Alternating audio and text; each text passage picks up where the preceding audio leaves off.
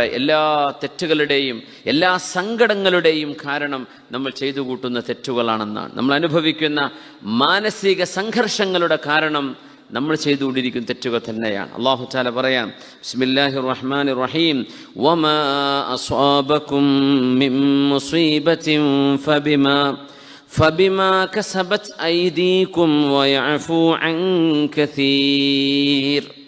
വമാ അസ്വാബകും മിൻ മുസീബ, നിങ്ങൾക്ക് ഏതൊരു മുസീബത്ത് വന്നാലും ചെറുതോ വലുതോ ആകട്ടെ, ഫബിമാ കസബത് ഐദീകും, അത് നിങ്ങളുടെ കരങ്ങളാൽ ചെയ്തു കൂട്ടിയത് ഫലം തന്നെയാണ്.